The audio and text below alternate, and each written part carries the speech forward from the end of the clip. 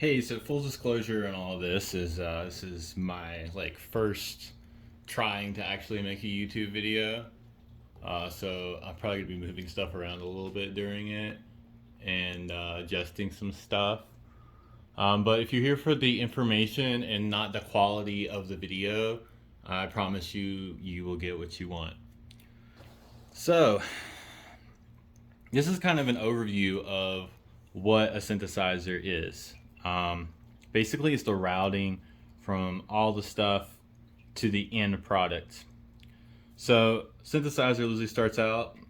You may only have one oscillator on your synth. You may have more. It depends on the synth you have. I would definitely suggest that you read through your manual multiple times. Maybe watch some videos. Watch this video a couple times so that you can kind of get sense of what's going on inside your synthesizer or inside your computer's soft synthesizer. So the first thing that's happening is we're generating a wave. This is just a normal pulse wave. I have it on initialize sound. That pulse wave, which is this sound, goes to these filters, which aren't really being used right now. It's just a raw form sound, which can go into this digital former, which a lot of synths may not have. But if you don't, it's not a big deal. Then you go to your amp. Your amp will push it out through your effects. Your effects are these effects generators. You can use distortion, delay, reverb, all that kind of stuff.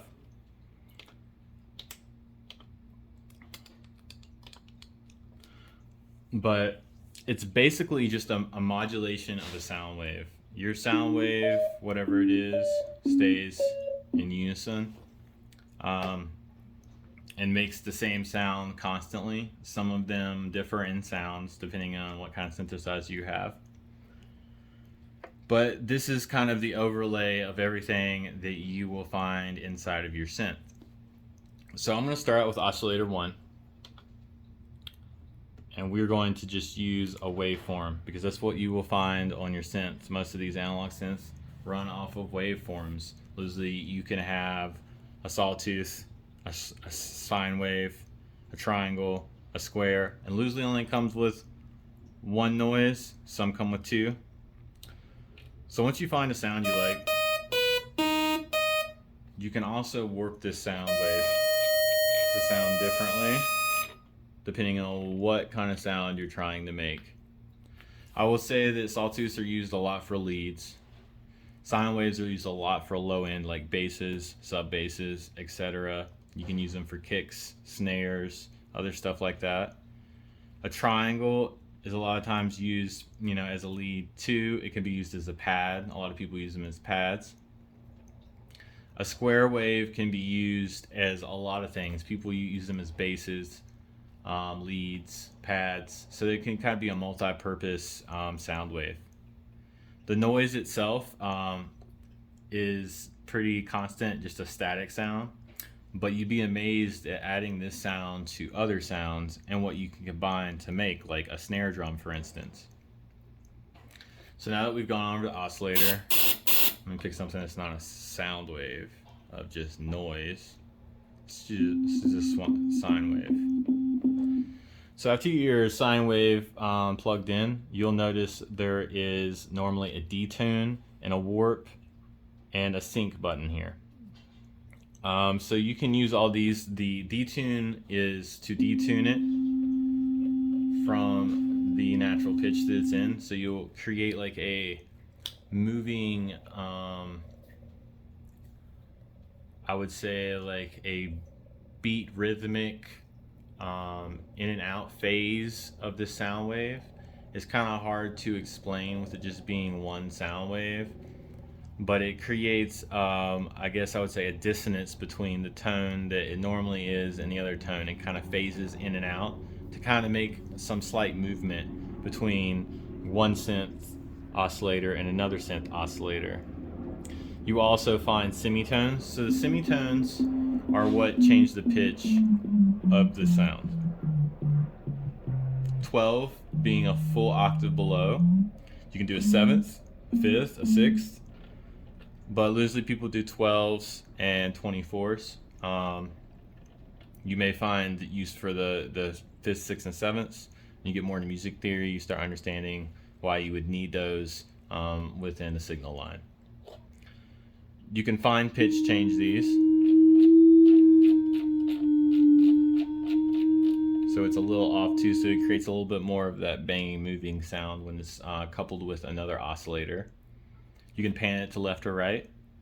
This one has oscillator destination, so you can send it to different places within the synth. Some places do not have that. This also has the pitch range at the bottom, so you can change, which most of them do on each oscillator. You can decide what range you want the pitch bends on your keyboard, which I did not have set out to show you, but it's the little thing on the keyboard. It's not the model. It changes how high your pitch is. You can have different pitch ranges for your first, second, third oscillator. So if you want one to go up 12 notes, you can have one go up 12 notes, one go up 6 notes, one go up 6 notes, or you can have, like one go up a seventh. And so that way, like, they all kind of cut off at a different pitch range. It creates like a very textured sound to your oscillators. So now that we're on this,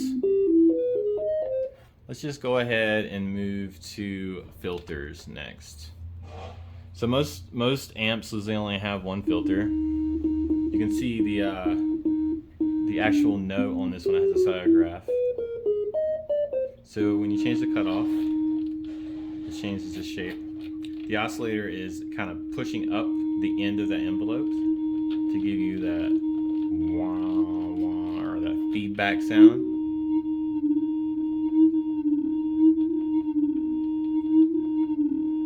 Really cool for like ambient type stuff. So I'm just gonna leave it where it is, a little bit low here at like 146 hertz. So you just want to find a place that sounds good to you with your filter when you're making a sound. So now that we've got the filter in place, which I'm using right now, a filter type of 12 dB. A lot of them have multiple filter types. I use a lot of low pass filters. There's a high pass filter and a mid pass filter. But we'll just focus right now on low pass filter, because that's what most people are using most of the time now, is a low pass filter. So I'm gonna go back to oscillator 1, turn the semitone down to 12, have more of a bass sound. So now that we've got the filter set and we know what filters do, they cut off the range of harmonics to a lower range so that you have a part of a sound instead of the whole open sound. I like to get into LFOs because LFOs are low frequency oscillators. What low frequency oscillators do is they modulate your sound automatically. So if you have a low frequency oscillator set to, let me get this mod up here, we're going to set it to the first synthesizer's filter. So I'm on the filter cutoff, right? No change. When you change it like this, hear that rocking sound. Sounds like it's moving a lot. It's a little quieter now, so let me turn it up for you. So once you get that achieved, you can also change the speed.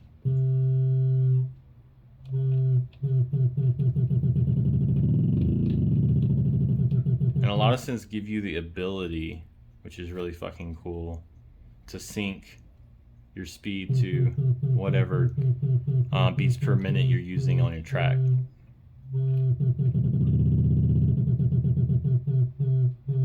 And you'll hear this low pass filter sound a lot in dubstep. You can also change the shape of your low frequency filter so that it sounds different. Squares kind of on and off sound. Down saws. Shape and hold's really cool, because what shape and hold does is it randomly changes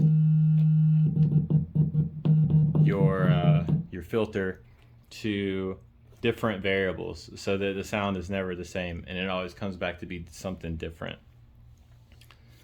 So let's go ahead and cut that low pass the low oscillating filter off. So we're gonna clear it. Sorry, I meant to say low frequency filter. So once we get to that point, let's go to the envelopes. So the envelopes are generally how long your sound lasts. So let's turn it all off right now. So it's just going to be a little click, if anything. Zero decay, it's not going to do anything. A little bit of decay, you start hearing a little tap. Get a little bass drum in there. The more delay you put on, the more it starts making like a pluck sound.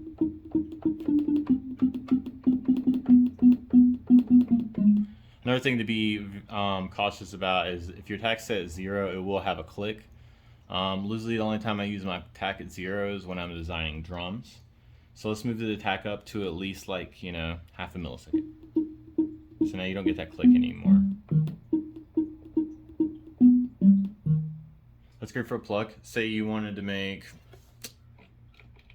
a pluck with a longer release, so when you let go of it, it still makes a sound. So you just keep pushing the release up. You'll see the notes continue to travel after it's gone down the decay portion. So those notes are still working. Now if you wanted to make more of a pad sound, you can take your attack and you can roll it off so you get a slow attack. I'll turn my delay off so it's like...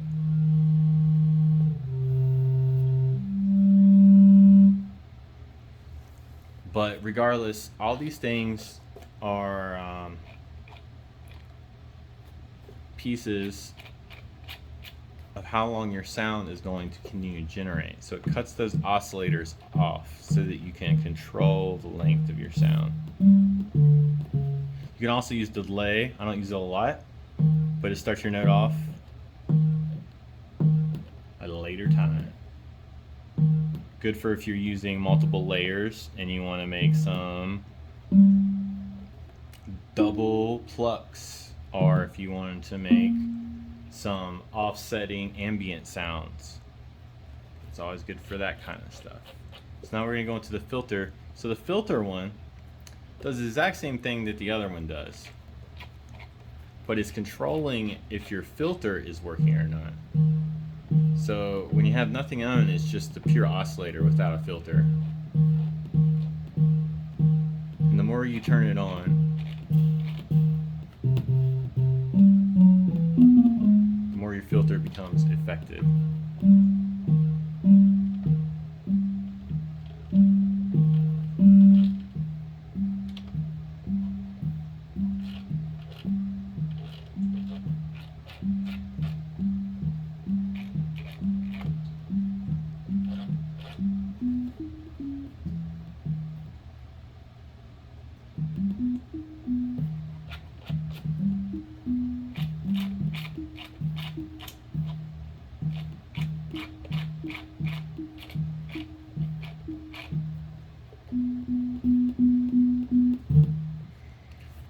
So once you get that all dialed out the way you want it to be,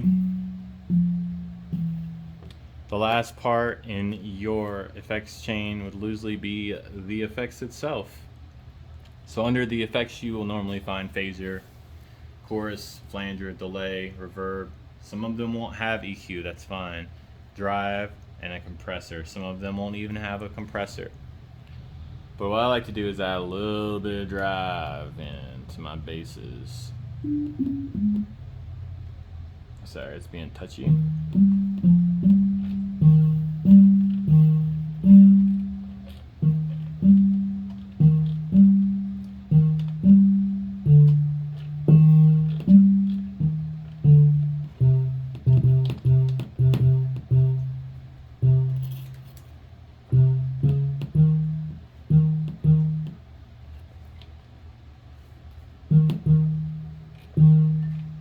Kind of pushes up that low end a little bit.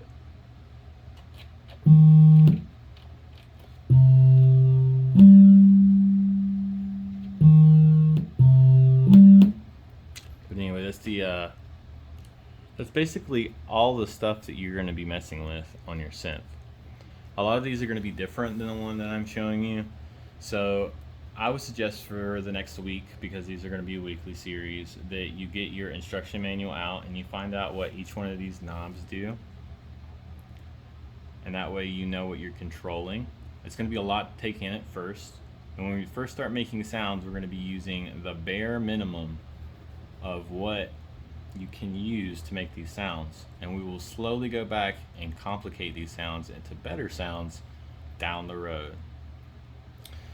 But that's been your course for today. I hope you enjoyed it and got some value out of it. I don't feel like a lot of people need this beginning intro into synthesizers, so it'd be easy to start with step 2. We're going to learn how to make a bass kick, we're going to make a snare, and a hi-hat all in one episode.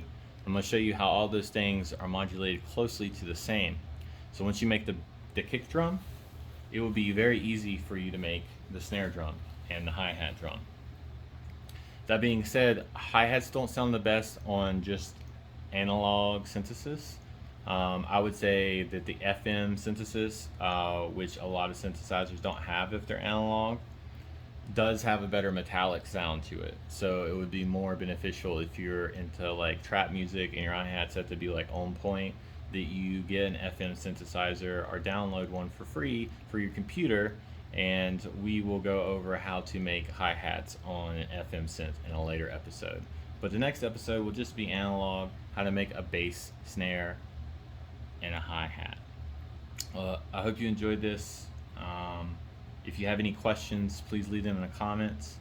If there's anything you can suggest for a later episode that would help you, please also leave that in a comment. I'm more than happy to answer questions about any form of recording, sound design, and analog synthesis. I prefer to stay on subject with the analog synthesis at the moment because that's the series I'm doing. But once I start other series, I'll be more than happy to do a video or talk to you online about the issues you're having with your setup. Anyway, later guys. Have a good night.